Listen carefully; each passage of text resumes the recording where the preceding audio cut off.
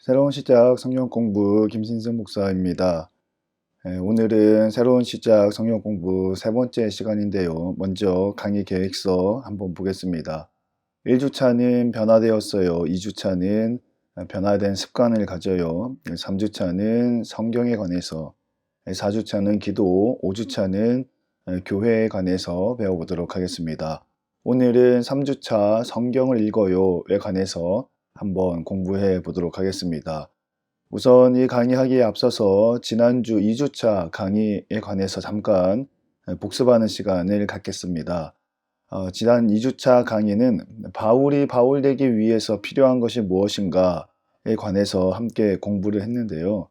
바울이 바울 되기 위해서는 거룩한 습관이 필요하다. 어떤 습관이었냐? 하나님과 매일 만나는 습관이 필요하다라고 같이 공부를 했었습니다. 그리고 오늘은 그 하나님과 매일 만나는 습관에 관해서 공부를 할 때에 두 가지 측면이 있습니다. 바로 말씀과 기도가 그것인데요. 오늘은 말씀에 관해서 한번 공부해 보도록 하겠습니다. 자, 말씀을 어떻게 읽을 것인가에 관해서 배우는 시간입니다. 하나님의 말씀을 읽는 것, 그냥 읽으면 되지 않나 라고 생각할 수가 있겠지만 전혀 그렇지 않습니다. 사실 큐티라는 것이 대학생 선교회 CCC에서부터 시작해서 개인의 신앙에 굉장히 좋은 영향력을 미쳐왔지만 이것이 자칫 잘못하면 조금 오해의 소지가 있는 부분이기도 하죠. 하나님의 말씀을 어떻게 읽어야 하는가, 그리고 어떻게 읽어야 바르게 읽을 수 있고 잘못된 말씀의 이해는 무엇인지 살펴보도록 하겠습니다. 우선 하나님의 말씀을 읽을 때는 대략 5가지 정도를 생각을 하면서 말씀을 읽어야 하는데요. 역사와 언어와 지리와 문화와 성령 하나님이 바로 그것입니다. 왜 이 부분을 고려를 하고 말씀을 읽어야 하는가? 이유는 간단합니다. 이 성경 말씀이 한글로 기록된 것이 아니지요. 또 성경 말씀이 기록된 장소가 대한민국이 아니죠. 예, 성경은 이스라엘에서 히브리어와 아람어와 그리고 헬라어를 통해서 기록이 되었습니다. 성서 고고학을 연구하시는 분은 그 이전에 또 다른 언어로 기록되었을 수도 있다라고 이야기를 하시죠. 중요한 건 무엇이냐면 한글로 기록되지 않았다라는 겁니다. 우리가 가장 기본적으로는 구약은 히브리어, 헬라어로는 신약이 기록되었다라고 우리가 생각을 하고 있습니다. 그리고 이렇게 기록된 언어를 독일어로 번역을 하고 또 독일어를 영어로 번역을 하고 또 영어를 한글로 번역해서 지금 우리가 읽고 있는 것이지요.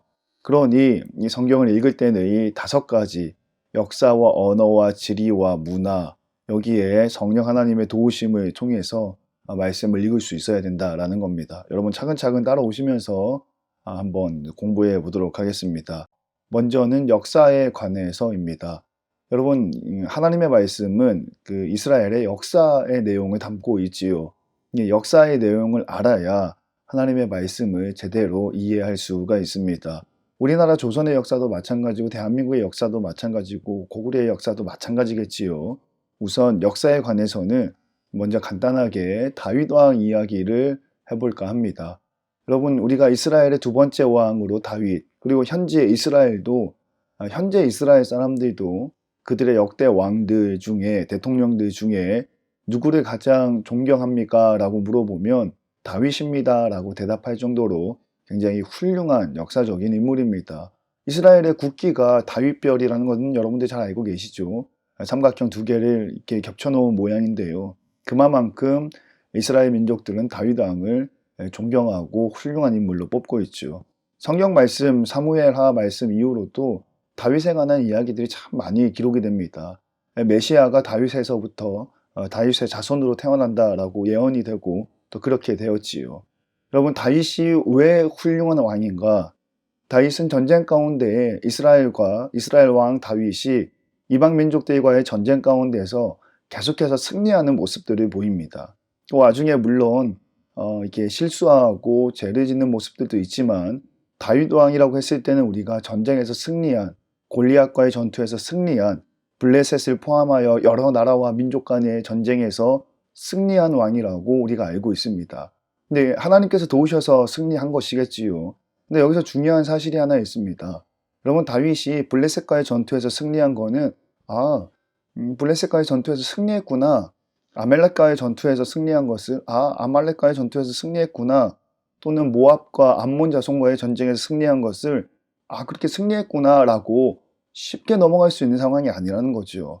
이스라엘 민족이 출애굽할 당시에, 그러니까 애굽에서 지도자 모세를 통해서 출애굽할 당시에 블레셋이라는 나라는 이미 나라로서 국가로서의 모습을 갖추고 있었다라는 겁니다. 그게 의미하는 바가 뭔가요? 다윗은 이스라엘이라는 나라는 사울 왕과 다윗 왕으로 이어지면서 이스라엘의 국가로서의 모습은 얼마 되지 않았다라는 것이요. 정치적으로나 행정적으로나 군사적으로나 이스라엘 민족이 국가를 이룬 시절은 그렇게 길지 않다라는 겁니다. 두 번째 왕이잖아요. 그러나 주변에 있는 나라들은 이미 이스라엘보다 나라로서, 국가로서, 행정국가로서, 군사국가로서 이미 오래된 역사를 가지고 있었다라는 것이요. 그렇다면 그것이 의미하는 바는 무엇인가? 그들에게는 전쟁의 기술이 있었고, 그들에게는 전쟁의 지식이 있었고, 그들에게는 전쟁에 승리할 만한 군사력이 있었다라는 겁니다. 그런 나라와 국가를 상대로 해서 다윗이 전쟁에서 승리했다라는 것은 굉장히 놀라운 일이고 경악을 금치 못하는 사건이라는 거죠. 그러니 하나님이 도우시지 않았다면 도저히 승리할 수 없었다라는 의미입니다. 역사라는 측면에서 다윗 왕을 살펴보면 또 다른 모습이 보이게 되는 것이요. 여러분, 두 번째가 무엇이었지요? 언어적인 측면입니다. 여러분이 언어적인 측면에 대해서 공부를 나눌 때는 제가 항상 인용하는 인물이 있죠. 이삭의 축복입니다. 여러분, 이삭의 아들이 두 명 있었는데 누군지 아시죠? 에서와 야곱. 원래 에서와 야곱이라고 부르는 게 맞죠. 에서가 형이고 야곱이 동생이잖아요. 근데 우리는 야곱이 먼저 나오는 것에 익숙해져 있습니다. 왜냐하면 여러 가지 도덕적인 상황은 뒤로 하고 야곱이 형의 축복을 대신 받았기, 가로챘기 때문이다인 거죠. 여러분, 근데 그 창세기 말씀을 살펴보면 여러분 좀 궁금하지 않으신가요? 만약에 여러분들이 그 당시에 나이 많아 눈이 어두워 하나님의 부르심을 이제 곧 받을 이삭의 입장이라면 당연히 에서에게 장제의 축복을 해주는 것이 맞는데 야곱이 속인 거잖아요. 야곱이 엄마와 이렇게 같이 계획을 세워서 형을 속이고 아버지를 속였습니다. 아버지 이삭은 당연히 야곱이 형 에서인 줄 알고 축복을 해줬죠. 그런데 그 뒤에 진짜 형이 들어오죠. 사냥을 갔다 와서 음식을 만들어서 가지고 들어왔을 때 아버지 이삭이 너무 놀랐죠. 너는 누구냐? 아버지, 제가 큰형 에서입니다. 이미 에서가 다녀갔는데 너는 누구냐? 아차, 내가 속았구나. 그때 깨닫게 됩니다. 근데 여러분, 그때 깨달았을 때 여러분이 만약에 이삭의 입장이었으면 어떤 행동을 취하셨겠어요? 만약에 제가 이삭이라 한다라도 그러면 그 이전에 너희 동생에게 내가 장자의 축복을 했는데 그거는 다 취소하고 다시 너에게 축복을 하겠다라고 이야기를 이어갈 수 있는 것 아니겠어요? 극히 우리의 일반적인 사고 안에서요. 근데 아버지 이삭은 뭐라고 얘기하냐면 이미 너의 동생이 너의 축복을 다 가져갔기 때문에 너에게 해줄 축복이 없다라고 이야기합니다. 참 아이러니한 대목이고 이해하기가 쉽지 않은 부분입니다. 그런데 여기에 기록된 말하다, 히브리어로 이삭이 자녀에게 자식들에게 축복할 때 말하다라는 단어, 히브리어의 원래 의미는 말함과 동시에 그 말한 내용이 이루어졌다라는 뜻을 내포하고 있다라는 거죠. 그러니까 아버지 이삭이 동생인 줄 모르고 그 동생에게 장자의 축복을 이야기했을 때는 축복을 이야기한 아버지도 그렇고 축복을 받고 있는 동생 야곱도 그렇고 아버지의 말씀이 시작됨과 동시에 그 축복의 내용이 시작되고 아버지의 말씀이 마침과 동시에 축복의 내용이 맞춰졌다라는 믿음과 의미를 담고 있는 거죠. 그러니 뒤늦게 진짜 형이 찾아왔을 때에 축복해 달라고 이야기했을 때 아버지 이삭은 너에게 해줄 축복이 남아있지 않다라고 이야기가 이어지게 되는 겁니다. 우리의 일반적인 생각과 일반적인 지식으로는 참 이해하기 어려운 문맥 중에 하나이지요. 이런 부분을 참고할 수 있어야 됩니다. 세 번째는 지리적인 측면입니다. 예수님께서 어부들을 부르실 때에, 베드로를 부르실 때에 갈릴리 호수에서 깊은 데로 가서 그물을 던져라. 이 대목을 잘 알고 있을 겁니다. 근데 이제 뭐라고 대답을 하냐면, 밤이 새도록 수고하였지만 잡은 것이 없지만 내 주님의 말씀에 의지해서 깊은 곳에 가서 그물을 던지겠습니다. 라는 대목을 우리가 기억을 하고 있을 겁니다.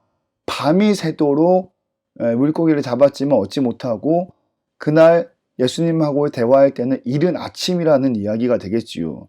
근데 갈릴리 호수에서 물고기 잡던 어부들은 그 호수에서 어떻게 해야 물고기를 많이 잡는지 알고 있습니다. 무슨 말이냐면 이른 아침 시간에는 물고기가 깊은 곳에 없다는 거예요. 이른 아침에는 물고기는 얕은 물가에 더 많이 몰려 있다는 거죠.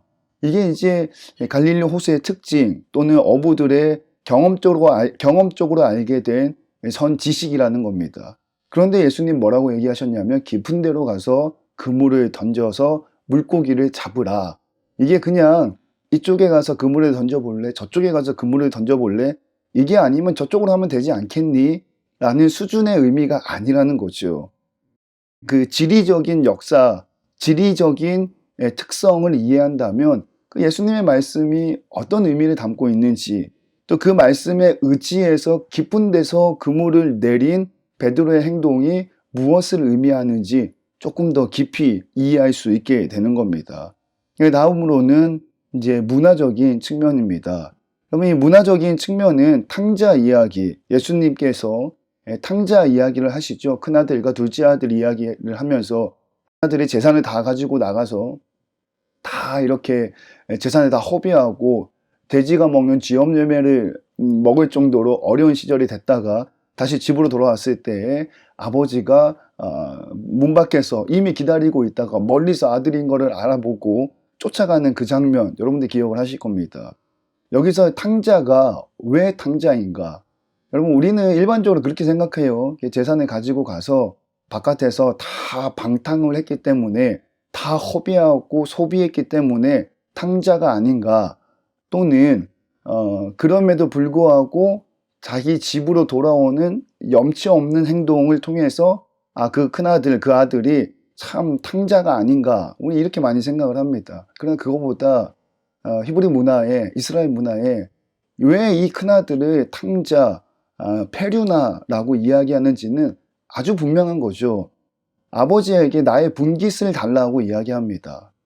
쉽게 넘어갈 수 있는 대목이죠. 그러나 유대인들, 이스라엘 사람들은 아버지가 자녀에게 분깃을 넘겨줄 때는 죽은 뒤에 아들에게, 자식들에게 우리로 이야기하면 유산이 되는 거죠. 유산, 분깃을 넘겨준다는 거예요. 근데 아버지가 멀쩡히 살아있고 건강하고 일을 할 수 있는 상황인데 큰아들이 아버지에게 나의 분깃을 주십시오 라는 말의 의미는 아버지 당신은 이미 내 마음속에서 죽은 사람하고 같습니다. 빨리 내 것을 주십시오 라는 뜻을 담고 있기 때문에 예수님의 이 이야기를 들은 유대인들과 이스라엘 사람들은 그 큰아들이 뭐 돈을 허비하고 소비하고 쥐염 열매를 먹고 다시 집으로 돌아오는 염치 없는 행동으로 사고가 이어지기 전에 나의 분깃을 주십시오라는 그 대목에서 벌써 이 아들이 페류나라는 거를 이해를 했다라는 거지요. 그러니까 이제 문화적인 측면에서 바라봤을 때에 그냥 탕자가 아니라 엄청난 탕자, 그러니까 뭐 페류나다라는 것을 알 수가 있게 되는 겁니다. 자, 우리에게 네 가지 측면에 대해서 살펴봤는데 마지막으로 다섯 번째는 성령 하나님의 도우심을 구해서 말씀을 읽을 수 있어야 된다라는 겁니다. 왜냐하면 성령 말씀은 성령의 감동하심으로 인해서 우리가 더 깊이 알기 성령 공부 시리즈에서 자세하게 다루겠지만 사람을 통해서 기록이 됐기 때문에 성령의 조명 아래 성령의 충만하심 아래 말씀을 읽을 때 그 말씀이 우리에게 살아서 역사한다라는 거지요. 이 다섯 가지 측면을 가지고 말씀을 접근을 해야 됩니다. 우선 여기서 이 내용을 좀 더 이해하기 쉽게 하기 위해서 하나님의 말씀을 읽을 때 잘못된 예시에 관해서 한 두 가지 정도만 짚고 넘어가도록 하겠습니다. 여러분 빌립보서 4장 13절인데요. 다 외우시죠? 한번 외워볼까요? 저는 보고 하겠습니다. 시작. 내게 능력 주시는 자 안에서 내가 모든 것을 할 수 있느니라 라는 말씀입니다. 아주 유명한 구절이고 현대 기독교인들에게 많이 암송되는 구절입니다. 이 내용을 보니까 몇 가지 단어가 떠오르네요. 능력이라는 단어가 있고 모든 것이라는 단어가 있고 또 할 수 있다라는 단어가 눈에 바로 들어옵니다. 그러면 이 내용은 대학 입시를 준비하는 아들 방에 참 많이 걸려 있죠. 취업을 준비하는 취준생 방에 많이 걸려 있는 말씀이죠. 그리고 이 내용을 뭔가 나의 능력 밖에 있는 일을 성취하기 위해서 애쓰고 수고할 때 암송되고 붙잡고 기도의 근거로 삼는 말씀 중에 하나입니다. 그러나 여러분, 빌립보서 4장 13절 그 윗부분 12절, 11절, 10절 또는 빌립보서 4장 전체를 읽어봤을 때 이 말씀의 맥락은 사도 바울이 내가 사울에서 바울로 되고 바울에서 바울로 하나님을, 예수님을 증거하는 증인의 삶을 살고 있는데 근데 그게 쉽지 않잖아요. 나쁜 짓 했다가 하루아침에 착한 사람으로 되는 게 쉽지가 않잖아요. 주변에서 돌을 던지기도 하고 배가 파손되기도 하고 40에 하나 가만, 그러니까 39대의 매를 맞기도 하고 온갖 수모와 온갖 육체적인 고통을 겪어왔는데 그러나 내게 능력 주시는 자 안에서 내가 주님의 증인으로서의 삶을 살아갈 수 있습니다 라는 측면에 빌립보서 4장 13절 말씀이 기록이 된 거죠. 그러니까 이 말씀을 단순히 취업을 위해서, 진학을 위해서, 뭔가 성취를 위해서 슬로건으로 걸어놓고 기도하기에는 부적합한 말씀이다 라는 내용입니다. 하나 더 볼까요? 두 번째 예시는 제가 좋아하는 욥기 말씀입니다. 욥기 8장 7절에 보면 이런 이야기가 나와 있습니다. 내 시작은 미약하였으나 내 나중은 심히 창대하리라 라는 내용이 말씀에 기록이 되고 있죠. 몇 가지 단어가 나오죠. 미약이라는 단어, 그리고 나중은 이라는 단어와 결국에는 어떻게 된다? 창대하게 된다라는 단어입니다. 여러분, 그러니까 이 말씀도 어디서 자주 볼 수 있냐면 개업하는 집에 이제 교회 다니는 분들이 개업하는 집에 보면 이렇게 한 번씩 걸려 있는 것을 자주 보게 됩니다. 그러니까 뭔가 이제 출발, 새로운 시작을 하는, 그러니까 취업에 성공해서라든지 개업을 해서라든지 뭔가 지금은 부족하고 뭔가 아쉽지만 이렇게 나중에는 하나님을 열심히 섬기면 나중에는 창대하게 번성하고 성공할 거다라는 기대를 가지고 이 슬로건을 내미는 것을 보게 됩니다. 그러나 여러분, 욥이 어떤 사람입니까? 욥은 하나님으로부터 사단 마귀와 하나님과의 대화 가운데에 자기 아내를 제외한 모든 식구가 죽습니다. 자녀들이 다 죽죠. 가축들이 다 죽죠. 그리고 홀로 남은 아내마저 남편 욥에게 그래도 당신의 순전함을 지키겠느냐, 당신의 하나님을 욕하고 차라리 나가서 죽어라 라고 이야기할 정도로 엄청난 시련을 겪었습니다. 그리고 그때 친구 3명이 찾아오는 거예요. 그 친구 3명이 찾아왔는데 그 친구 중에 빌닷이라는 친구가 욥의 상황을 쫙 보고 첫 번째로 욥에 대해서 대답을 하는 장면이 욥기 8장의 내용입니다. 그러니까 욥은 자기의 고난과 고통에 대해서 너무 괴로움을 토로했더니 그 이야기를 들은 친구 중에 빌닷이라는 친구가 첫 번째 대답을 합니다. 그 대답의 내용이 뭐냐면, 욥아, 너가 언제까지 하나님 앞에서 순결한 척 하겠느냐? 친구야, 언제까지 너가 죄 없는 척 하겠느냐? 너가 이렇게 고난당하고 고생하고 가정이 풍비박살난 이유는 우리 몰래, 우리 친구들 몰래, 너의 아내 몰래 또는 너의 자녀들 몰래 하나님 앞에 숨겨놓은 죄가 있기 때문에 너가 이렇게 망한 거다. 그 죄가 뭐냐? 그 죄를 빨리 하나님께 고백하고 용서를 받으면 내 시작은 미약하였으나 나중은 심히 창대하게 될 것이다 라는 친구의 대답인 거예요. 그러니까 죄를 지었으니까 고난을 당하니까 그 죄를 빨리 고백해라. 그러나 여러분 아시죠? 욥의 이야기에서는 욥이 죄를 지었기 때문에 고난당한 게 아니라는 사실쯤은 우리가 알고 있습니다.